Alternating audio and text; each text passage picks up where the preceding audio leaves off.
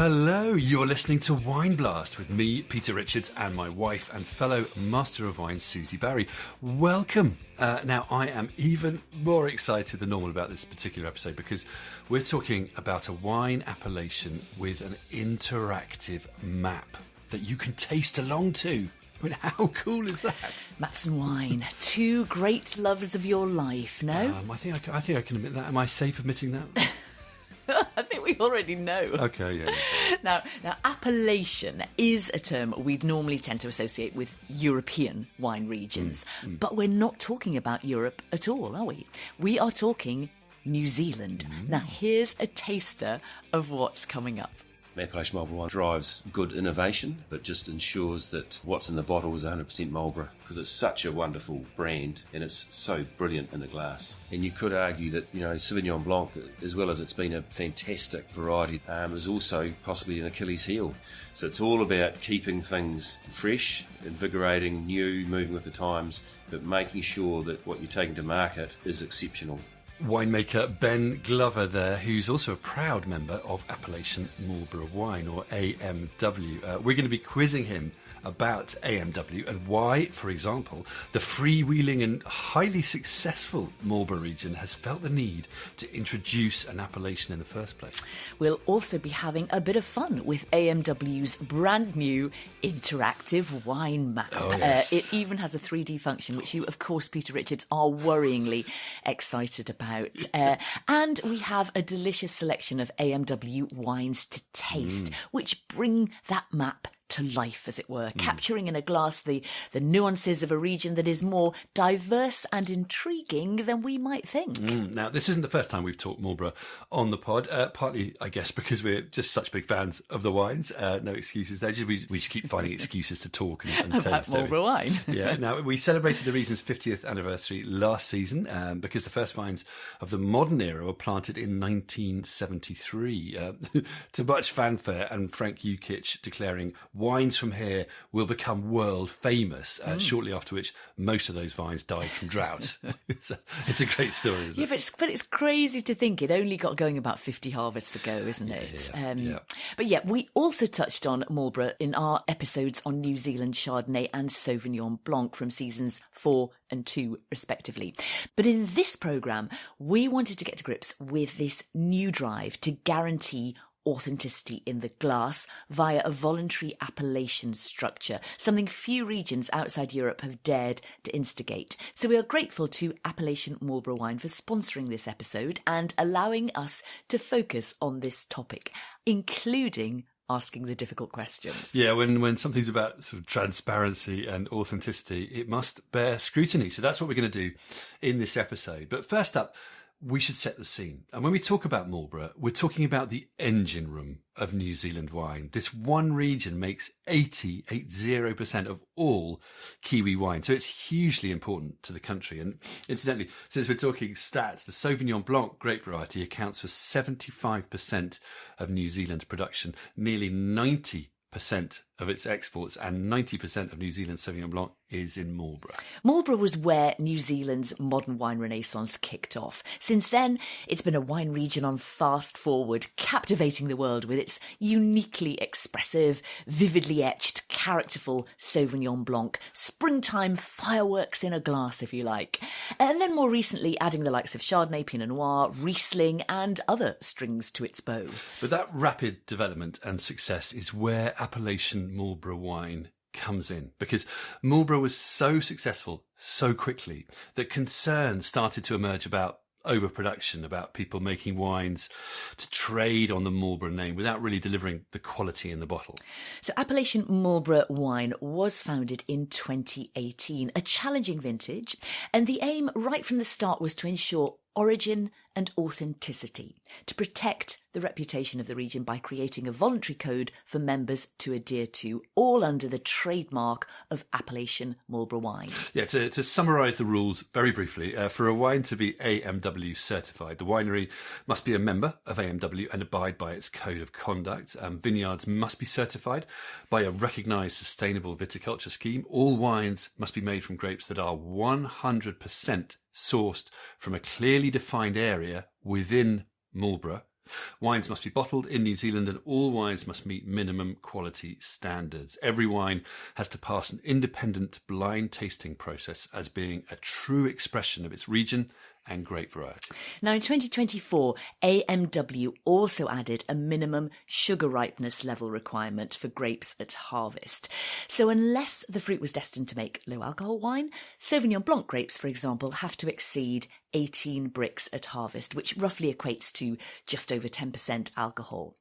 This represents a further attempt to guarantee quality. In the early days, AMW specified maximum yields by tonnage, but then realised some vineyards could naturally carry higher yields and still deliver quality. So they switched the onus back onto the growers by saying, you know your vineyards, you determine the yields, but make sure your grapes are properly ripe. Now, I mentioned bottling in New Zealand there. AMW is also aiming to develop a compulsory code of conduct for bulk wine shipments. Apparently, around a third of all New Zealand wine exports by volume are bulk to be bottled in market. That's actually higher than I'd realised. But of course, it can be cost effective. And it's also more sustainable in terms of generating fewer carbon emissions than shipping in bottle. But at the moment, the code is voluntary, which AMW says is unlikely to influence the behaviour of the worst offenders or those who are in the industry for the wrong reasons. AMW say this drive for a compulsory code is, and I quote, primarily about transparency and for producers to take responsibility for who they sell their wine to and where it ends up. Incidentally, AMW say the door is open to any wine producer in Marlborough to join them, but they'd have to sign up to AMW's Code of Conduct, which might not suit everyone. Yeah, so all of this is geared towards promoting integrity and authenticity. If a producer and their wine ticks all these boxes, they can carry the AMW logo on their bottle. The association has more than 50 members and counting, including many of the well-known names in the region. And although Appellation Marlborough Wine originally focused on Sauvignon Blanc, now 12 different grape varieties are included in the certification scheme. Okay, so at this point, I think we should bring in Ben Glover. Ben is a man of many talents, a winemaker of impeccable pedigree whose main focus is Glover Family Vineyards and the Zephyr brand, based out of the Coterie winemaking hub in the Dillons Point area of Marlborough. He has his finger in many pies, but we won't overcomplicate things here. Suffice it to say, Ben knows his onions and is a passionate advocate for and brilliant exponent of Marlborough's wine bounties. He's also, as we said earlier, a proud member of Appellation Marlborough Wine. Now, I caught up with him at a busy tasting, so apologies for the background hubbub, and I started by asking him to explain what AMW is. It is initially a concept or a construct to make sure that the wines coming out of Marlborough are true to the region and probably true to type, and to make sure that we can sing Marlborough's praises. And so it sort of has a qualitative level, but also I suppose, where it's from, and you have a justification that you are drinking 100% Marlborough wine. So what is a true to type Marlborough wine or Sauvignon Blanc? Before grapes, we used to have AMP, agricultural and pastoral shows, and they used to enter your cattle into competitions, and it was always about best of breed. So you're always striving for the best. So true to type in that aspect is like you're really trying to get the pinnacle of that type. So your type might be slightly different to mine, but at least you're still striving to express the best. You don't want mediocrity. And if we can do that across a group like AMW, none of us like mediocrity. Why is there a need for AMW? The new world's surely about exploring possibilities and innovating rather than deliberately constraining yourselves with old world style regulations and red tape, isn't it? Yes. I think personally for me, I'm fairly liberal, so you do need that scope, and that's what I love about the new world. But I think Marlborough is 50 years old, so we're sort of into that second generation sort of type piece, and I think it's not a constraint, it's sort of a noose around your head. It's just making sure that when we go to market, we are preaching what is actually true. So Appellation Marlborough Wine also, drives good innovation and is not constricted by what you can and can't do. I think what it does do, it just ensures that what's in the bottle is 100% Marlborough, and what you're doing with it is actually championing Marlborough and keeping Marlborough, above and beyond, and not sort of, sometimes, when you get on a bit, you can sort of just go into a bit of mediocrity, and you can probably see that with some, as an example, some Burgundian producers, as they change and the family succession goes on, you do sometimes see a drop off of quality. Then the young Turks come back in and pick it up, and they sort of change it again. So we're not trying to change that at all. It's more just trying to have some really good constraints on making sure that Marlborough is Marlborough, because it's such a wonderful brand and it's so brilliant in a glass. How much of Appellation Marlborough is about Sauvignon Blanc and its capacity for greatness? Look, I certainly think it was set up to protect, that variety, because that essentially is, in a lot of people's eyes globally, that one variety is Marlborough. But I think now that we're also aware that we do have to stretch it as well and look after all varieties that can be grown in Marlborough. And if you take Marlborough as a region, it's got great acid. It presents acidity extremely well. So aromatics, and I'll put Pinot Noir in that category as well. Love that region. And it's a big region. Would you say that Marlborough currently, the delimited area of Marlborough, is too big, in your opinion? Everyone's going to be pushing boundaries and pioneering places, but I think you've also got to have some quite good finite areas, and that's always a place of conjecture, because is it soil type, is it rainfall? So you've really got to be quite, I think you've got to be quite versatile and not be too rigid in your scripture, but I think you do need some scripture, and I think that's what Appellation Marlborough Wine is trying to do in regards to sort of define the region, because you've got to remember the region it's set up as political zones, or community zones, so they were never defined by geography.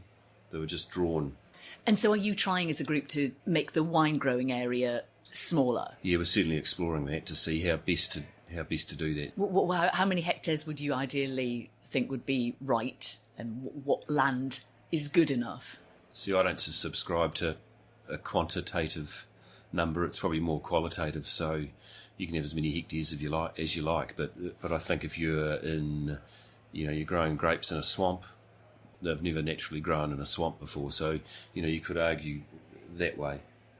But there's always natural supply and demand pressures, and that's why take Champagne for example. Their defined areas, they're like a lung, aren't they? They grow and contract over not just every year, but over generational years.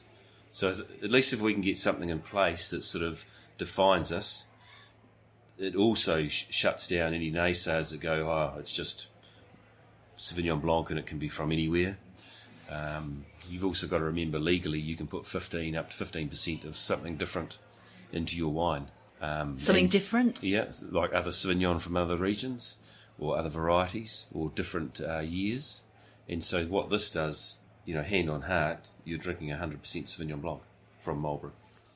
We don't want mediocrity. That's a telling statement, isn't it? And I think kind of that's what this is all about, isn't it, really? Yeah, I mean, in wine, it's impossible to guarantee absolute quality. Even wines from the most famous appellations on the planet can be distinctly ordinary if the producer isn't great. And also partly because, frankly, quality can be in the eye of the beholder. As well.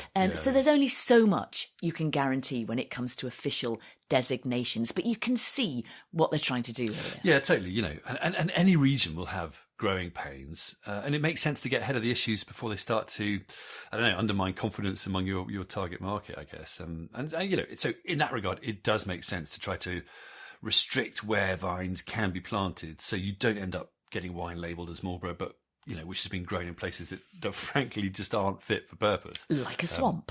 That was quite a memorable comment, wasn't it? So yes, AMW is working to review the existing Marlborough wine region. They believe the region is too broad and needs to reflect quality winemaking, and the area most likely to be conducive for that.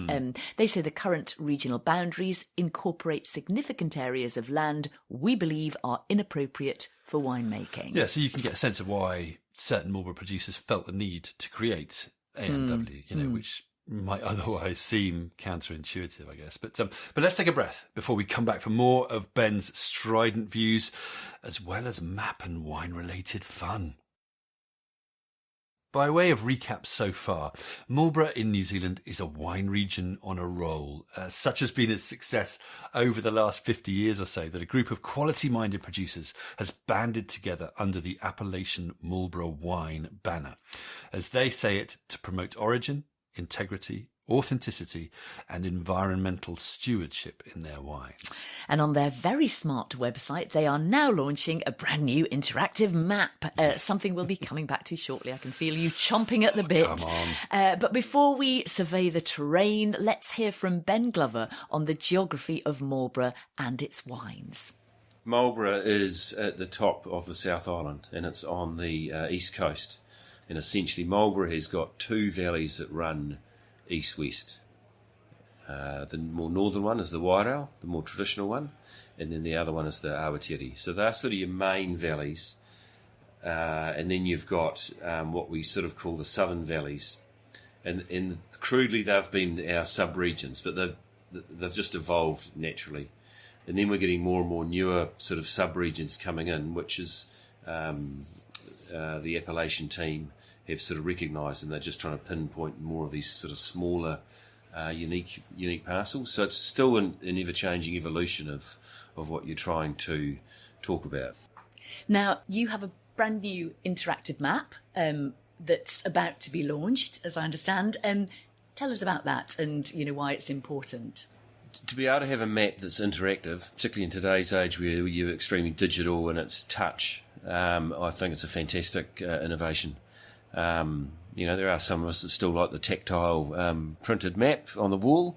But somebody in our house who likes those. Yes, I'd probably agree. But certainly for, as we talked about before, we're wanting to interactively show off what we're trying to do, and this is the best way to do it. And you can drill down to wherever you want to go into the sub-regions we were talking about earlier, the coastal Kekerang area, for example, which is quite fascinatingly new, but there's been grapes there probably for a good 15, 20 years planted. So it just allows you to discover more and more, and I think in particular in Marlborough, and this probably circles around to what we were saying earlier, we were introduced to Marlborough with blended vineyard whites or Sauvignon Blanc. Now we're going into more single vineyard sites or sub-regional sites or Awatere only or Wairau only. And so this map allows you to sort of discover actually what you're drinking in the glass and where it's from. And then discovering other bits and go, well, gee, I can see why it's a bit different and why that description's like that. And what are the main challenges facing Marlborough and New Zealand wine in general at the moment? Well, I think it's more the global. It's geopolitical. I think because we're export-led, we export 90% of what we are producing. We've got to be agile and fluid, and we've got to make sure that these wines remain relevant. And you could argue that Sauvignon Blanc, as well as it's been a fantastic variety that's brought New Zealand into the modern wine drinking world, is also possibly an Achilles heel. It's the Model T Ford. You can have a Model T as long as it's black. So there's just Sauvignon Blanc. So the challenges we've got is to grow the width of what we can show off, like the Riesling and Gewürz. It will never be as big as Sauvignon or like the Pinot Noir. And what does the future hold for New Zealand wine and AMW? Are we going to see more similar Appellation style initiatives in New Zealand and around the world? I think it's just it's also quite a good way of getting people together and having discussions and having a forum, because we're all too busy doing our day jobs, and so this is actually a really good way of getting together and discussing. To your question, what what are our challenges going forward, what are our strengths and weaknesses. And I think our strength is making sure we're still community-minded within the industry, and we're still striving to make the best wine we can, and always innovating.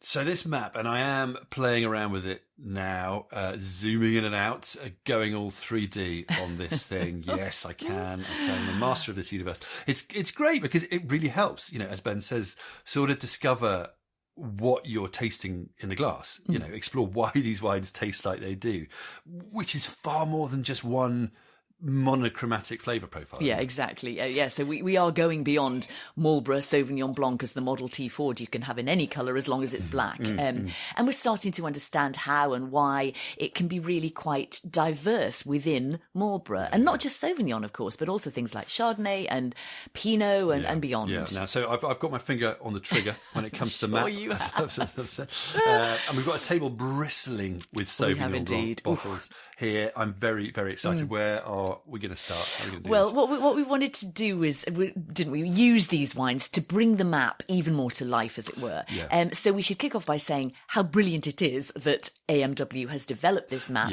because understanding the geography and climate of a place is so important to really appreciating its wines, especially if those wines express sub-regional characters. Yeah. So the two things kind of reinforce each other, which makes this a very welcome development. Yeah, particularly for a map freak like me. I'm all over this. Now, we love will, it, don't of course, you? I am. I'm just like a pig in the proverbial. We'll put a link in our show notes to this map so you can see it in all its glory. But, essentially, to summarise it in words, what I'm seeing here, you see New Zealand, then you zoom into Marlborough on the northeast tip of the South Island. Initially, there's not much detail, but then you click to view the sub-regions, and then you see the broad Wairau Valley in the north, the beating heart of Marlborough, with the southern valleys as the land rises up from the River Plain into the Blairwich Range hills. To the south, over the hills, is Awatere or Awatere and Blind River, and then even further south is the southern coast leading down to the southernmost outpost of Kekarengu. Yeah, and if you toggle a few buttons, you can overlay information on soils and rainfall onto the map. Yeah. You can see where all the vineyards are and the location of all the AMW member wineries. Yeah. And where you get really excited is pressing the 3D button. If you're called Peter Richards, because that also gives you a very visual sense of the relief and terrain. Oh, 3D wine maps definitely feature in my life don't goals. You? Yeah, I like the 2D. I prefer 2D. Yeah, I can understand that. I can't do 3D. It's the eagle's eye view, isn't it? You get to see that. But 3D eye, you zoom, you get a sense of the relief and the mountains and the hills and the exposures, and that for me brings it to life. But that's like you liking mind maps and me liking lists. We just like different ways of looking at things. Is that why you like Sauvignon Blanc? No, let's not go there. We both like Sauvignon Blanc. That's true. I was just thinking that. Anyway, we should add that we've had access to this map while it's being developed, but it's constantly evolving. So things may change, and we will update our website show notes if there's anything important to flag up. So do check those out. But essentially now, we've talked about the dry theory here. Let's bring in the wines. Make some proper sense of this digital wizardry. Yeah, and we should say that the wines we're going to taste are all part of the AMW annual collection, a selection of Sauvignon Blancs that's put together every year by an expert panel to showcase the region's quality and diversity. This was the 2024 selection, featuring 12 wines chosen from an initial lineup of 75, from a sunny but balanced vintage. And I think we should start in the south and look at a wine that includes some fruit from the southernmost Kekarengu area, which you mentioned. Yeah, so we're talking here about the Astrolabe Sauvignon Blanc 2024. Actually, it's a good place to start because it does use fruit from all over the region, actually. It's 53% from Awatere, 24% from the southern valleys, 12% from Kekarengu coast, and 11% from Wairau. Now, Astrolabe, many of you may know Astrolabe, brilliant producer. I visited a while ago and was so impressed by their kind of really precise individual wines, many of which do actually focus on single sites within Marlborough. This is obviously the blend. And Kekarengu is very coastal and cool. So too is Awatere. So you get those really tangy, salty, herbal, tense characters in this wine. But then on top of that, you've got the passion fruit of the Wyrau and the structure of the Southern Valleys. And it all makes for a really delicious blend that's not in any way overdone. It's actually really precise and sort of cultured and poised. I think this is just a great all-rounder. You know, as you suggested, sometimes in the past, Marlborough Sauvignon has been almost too in your face. But this is what I define as quite a new wave Marlborough Sauvignon. You know, it's complex and intriguing and so drinkable, but it's also not too shouty. I think you make a really good point there. You know, no wine region stays still, and it's important to say that Marlborough has definitely matured over the years, almost to the point where there is no such thing anymore as Marlborough Sauvignon Blanc. It's evolved, isn't it? It's much more diverse and multifaceted in style these days. Yes, it's still crisp and fresh and aromatic, but equally, you can't put it all in just one homogenous stylistic basket anymore. And I think that's a good thing. Yeah, and of course, as you say, that Astrolabe is majority Awatree, which tends towards the green, crunchy citrus fruit and tomato leaf side of Sauvignon. I think Ben Glover mentioned jalapeno and snow peas as markers of Awatree, which are great shouts. So let's have another Awatree wine to illustrate this style, and it's the Scarborough Sons of the Soil 2024, and this is classic Awatree in a glass. You've got tomato leaf, white currant, fennel aromas, and then the palate is really, really mouth-watering and zesty, crunchy, vegetal, and then with a typical salty lick on the finish. It's fabulously fresh and zingy. Yeah, and while we're in the area, I'd flag up the Rapara Springs Rohe, R-O-H-E, Blind River 2024. Blind River is just to the south of Awatree and often shows similar characteristics. And this is all of that, but on steroids. It's really vivid, extrovert stuff, but, you know, in a very sort of green pepper, pea shooty, fennel, and citrus kind of way. It's got tremendous citric punch on the palate, but really cleverly rounded out by a touch of residual sugar and a lovely salty finish. It's utterly revitalising, and I absolutely love this wine. Yeah, it's really, I found this really compelling, bold and spicy. Right, having whet our appetite in the Southern Territories, now we head over the hills and into the Wyrau. I'm following you on the map, by the way, can I just say? I've now zoomed Have you in my zoomed 3D into world Wyrau? into Wyrau. So this is where the Marlborough Sauvignon Blanc magic started all those years ago. And these days, there's quite a lot going on in the Wyrau. So let's kick off with a fairly classic, supremely drinkable style, the Isabel Estate Single Vineyard Wyrau Sauvignon 2024. Now, this has notes of guava, gooseberry and pea pod. It's fresh, but really easy drinking and with just a lovely little hint of white pepper. So not the ridiculously lush tropical fruit bomb you might have got from Central Wyrau in the past, but probably the better for it. Yeah. And I throw in the Nautilus 2024 Sauvignon here. This is a more generous sort of succulent style, which, you know, you think might be veering into overly tropical, flabby territory, but then it kind of kicks in with a really zesty underlying acidity and minerality and salinity. So, you know, a wine with lots going on, from the sort of richer gooseberry and melon fruit to the smoky, savoury tones and fresh acid. I know you weren't so keen on this one. I was. I just really like that. It's just, it's relatively. I actually liked all of these wines, but, you know, it's just you like some more than others, don't you? Now, wine grows sort of for a fair distance along the Wyrau River Valley. Inland is the Upper Wyrau. Then you come down into the broad Central Wyrau, which is where most of the wineries are located.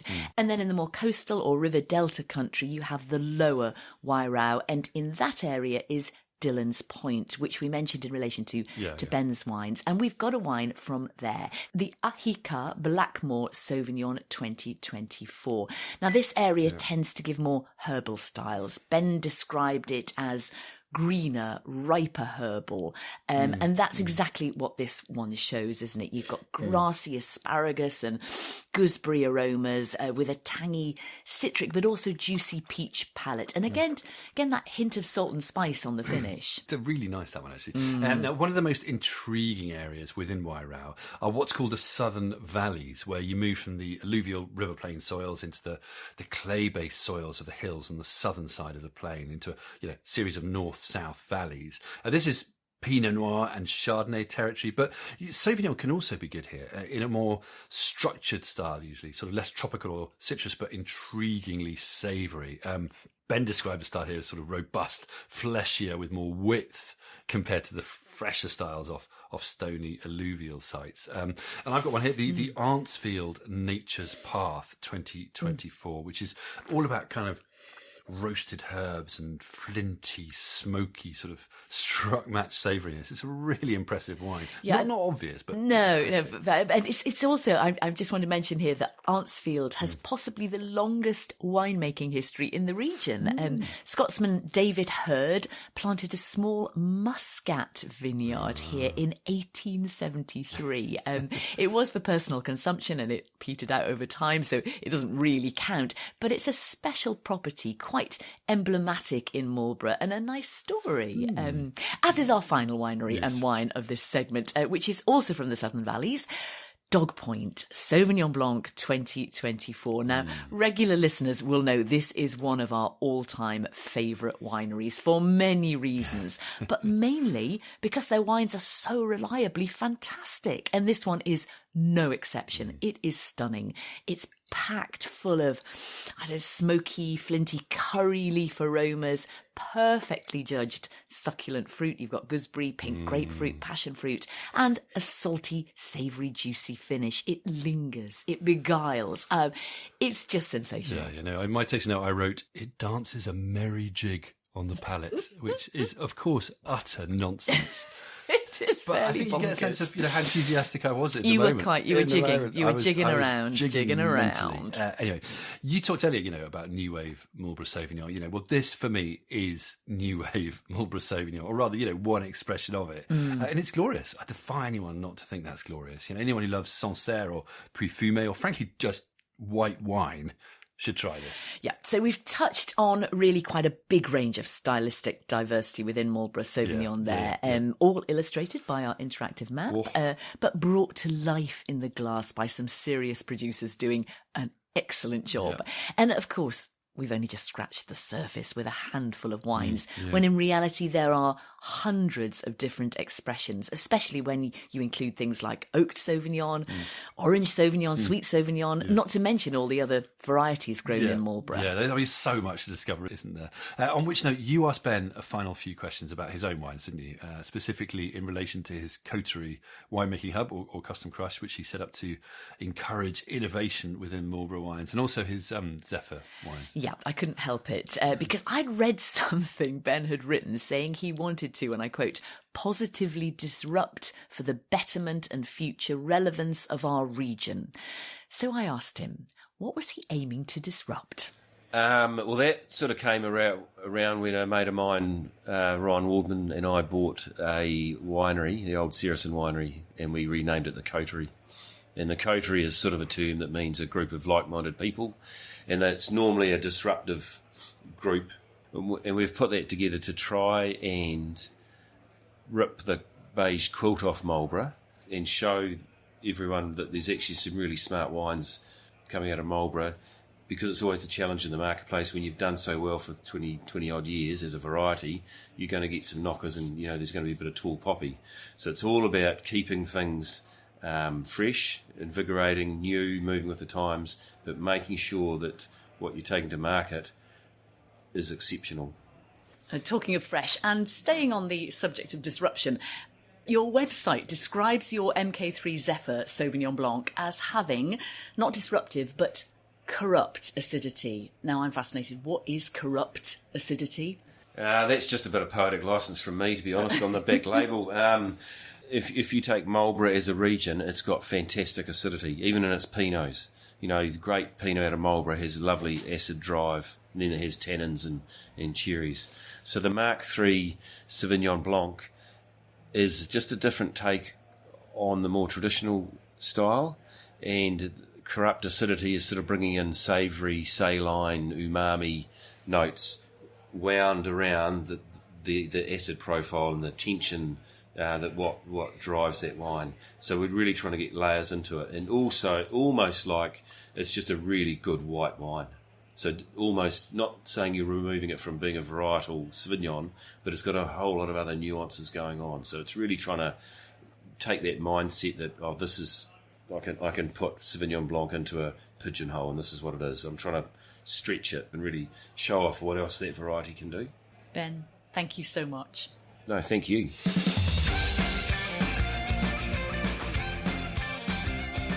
Ripping the beige quilt off Marlborough. What a wonderful image. As for corrupt acidity, I am all for that. Definitely vote for it. Marlborough does have the naturally vibrant acidity, which can be a wonderful thing in wine. Yeah, and I love what he's trying to do in terms of weaving layers of complexity around that freshness, perhaps corrupting it in the process, but also making it much more fun and intriguing, which is, again, another hallmark of new wave Marlborough Sauvignon. Yeah, now we did try a couple of his wines when we saw him, didn't we? And were very impressed, including that Zephyr Mark III Sauvignon 2023, which has that wonderful flinty, struck match, nutty character and a really complex, savoury palate. Just sort of stunning stuff. Yeah, I mean, I absolutely loved that, both when we tasted it then and also when I tasted it at the New Zealand New Releases tasting a few months back. It is so delicious. I also really quite liked his orange wine, which is called Agent, with a bright orange label, helpfully, and pretty cloudy liquid. There's no mistaking what that is. And then this sort of very biscuity orange wine character with really fine tannins. It's quite a cool blend of Sauvignon, Gewürztraminer and Riesling. So yeah, I mean, yeah, he's quite big into his Gewürz, isn't he? And I think it's something of a family connection. Yeah, I also loved his Zephyr Chardonnay 2020. Really kind of nutty and appley and leesy. Wonderful stuff. Now, we should just add, before we finish, on the subject of price. Good New Zealand wines are never cheap. This is a small wine industry in global terms without huge economies of scale. But we'd argue the best Marlborough wines represent really good value for money, which is why we buy so much of them. Indeed. Now, I did quiz Ben on this, asking him whether the net effect of AMW would be to raise the cost of the wines, but he said they weren't in the business of driving prices up. Each brand survives on the basis of its quality-value balance, and AMW doesn't change that. Yeah, he also said he was really looking forward to the day when the region started to have more demand than supply, which is, I guess, of course, every wine region's dream. But, I guess to do that, you have to kind of set limits, in some regard, on the amount you make, while also convincing the world it wants what you make. Indeed, yeah. Which I suppose is what they're trying to do. Yeah.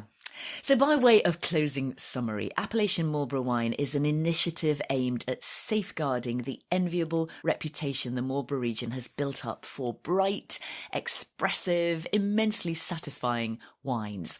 By following strict rules and promoting the very best of the region, AMW members aim to showcase authenticity and integrity in their wines.